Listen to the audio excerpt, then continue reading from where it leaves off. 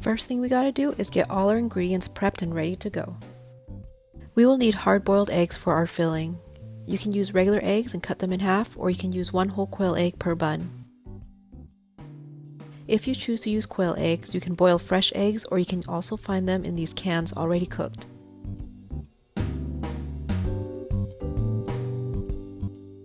Fresh quail eggs will only need to boil for about 3.5 minutes.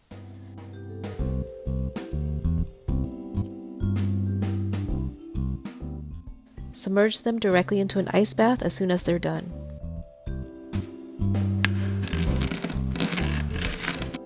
The shell is very delicate and thin compared to regular eggs, so just be gentle when peeling them. I boil a few extra just in case.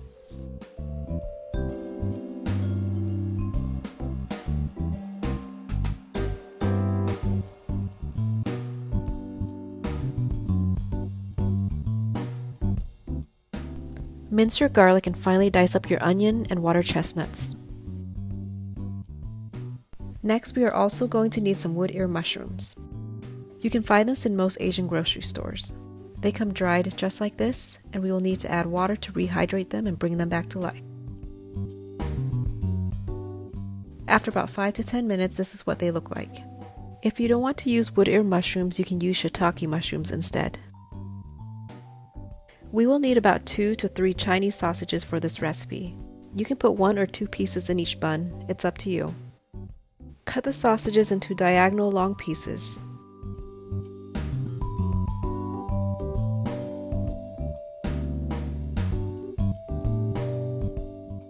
I'm going to add an extra one into the pork mixture, but you can leave it out.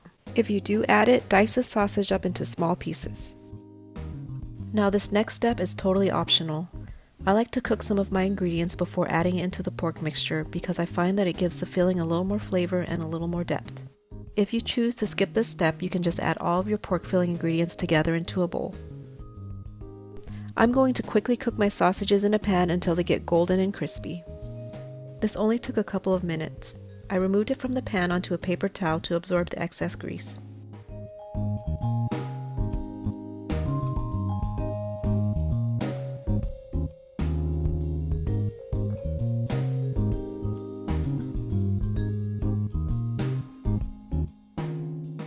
The rendered fat is full of good flavor, so we will use that to cook our onion and garlic. Add your diced onion to the same pan. Cook until they have softened and slightly caramelized. Then add your garlic and cook for about 1 minute or until fragrant. Remove your onion mixture and let it cool. Again, these steps are optional and you can just add all of the raw ingredients straight into your raw pork.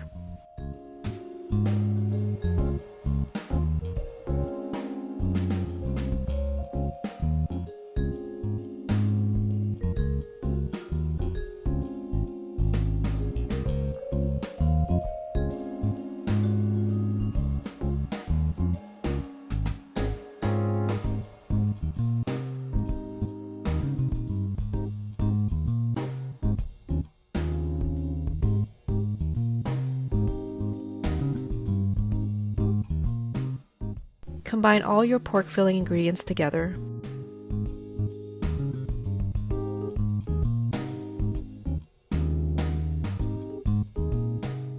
Cover and let your pork mixture sit in the fridge for at least 30 minutes. I make the filling the day before and let it sit overnight in the fridge. It develops better flavor as it sits. Now on to our dough recipe. This is the same recipe I used in my bao bun video. Super easy to make and doesn't require a ton of ingredients. Combine your milk and water and heat it up to about 105 to 110 degrees Fahrenheit. Then I sort of eyeball in about half of my sugar and then add all of my oil and yeast.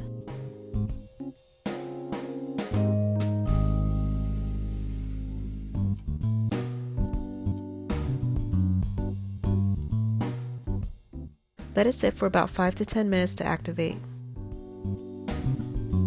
Once it becomes foamy and bubbly, that's how you know it's ready to go. In your mixer, combine your flour, baking powder, salt, and the rest of your sugar.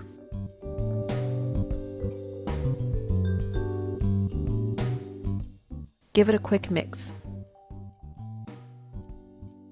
Using a hook attachment and starting your mixer on low, slowly add in your yeast concoction.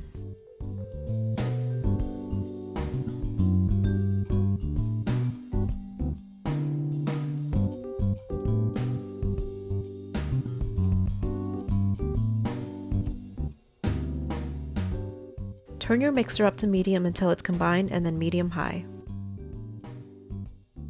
Continue mixing until you get a nice smooth ball of dough.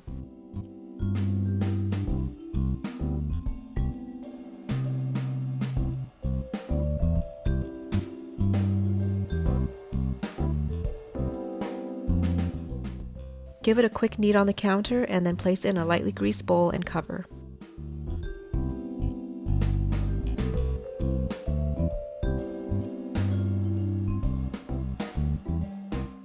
Let it sit for 1.5 hours in a warm place or until it has doubled in size.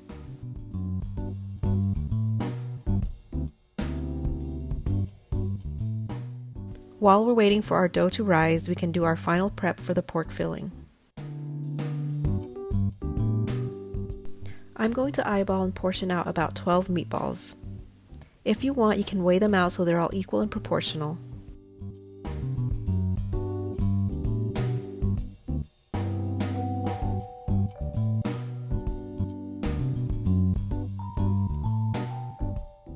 I flatten out each ball of ground pork and add the egg and 2 pieces of sausages in the center and encase them into the pork filling. I'm just trying to make sure everything sort of stays together in this round shape so that it will be easier for me to wrap the dough around the filling.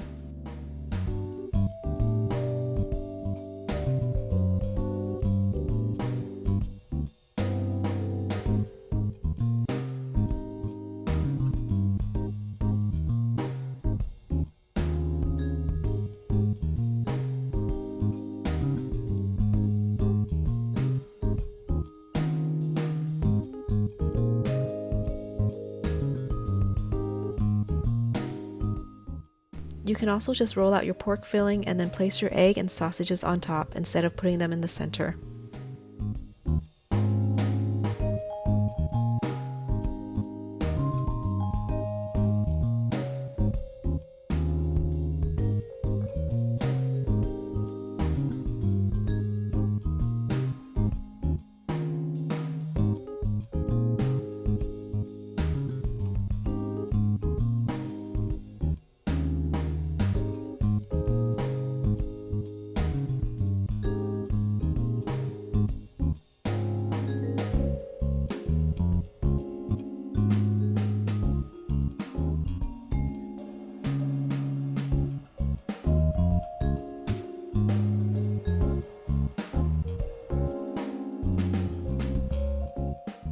Once your dough is ready, we will do the same and portion out 12 pieces.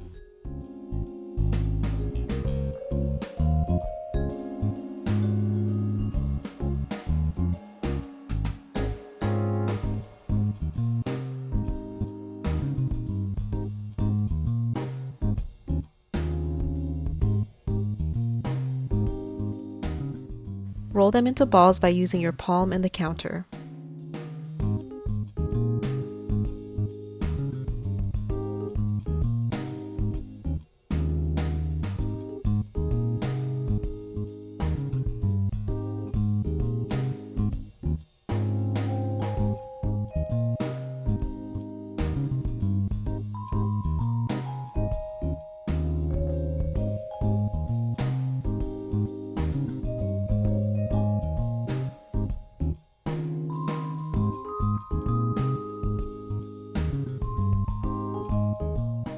Keep your dough covered when you're not working on them so they don't dry out.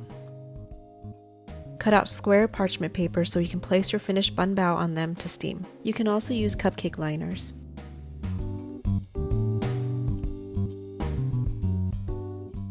Flatten out your ball of dough and roll it out.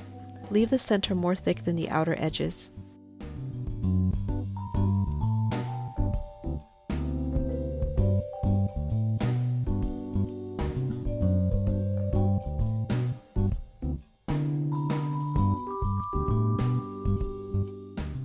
Then place your filling right in the center and start pleating the edges together.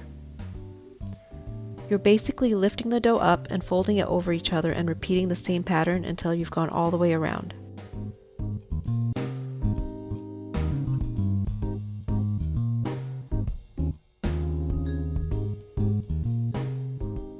Then pinch the top together to seal and make sure there are no holes. I'm really not good at this and it's not easy, but do the best you can.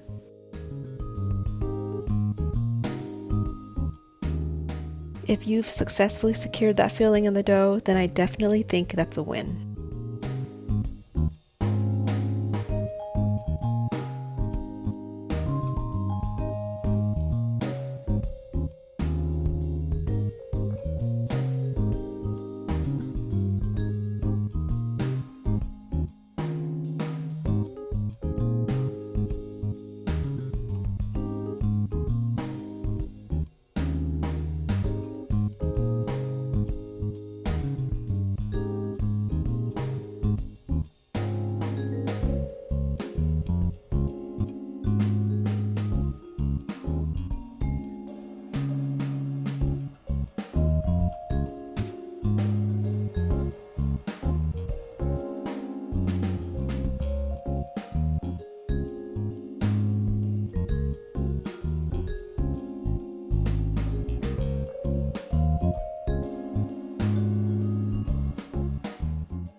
Once your bun baos are ready, place them in the steamer basket and let them rest for an additional 20 to 30 minutes. Make sure you don't crowd them in the steamer basket because they do expand quite a bit. I would say leave about an inch between each one. On a medium boil, steam your buns for about 25 minutes. This can change depending on the size of your buns and the amount of filling you add.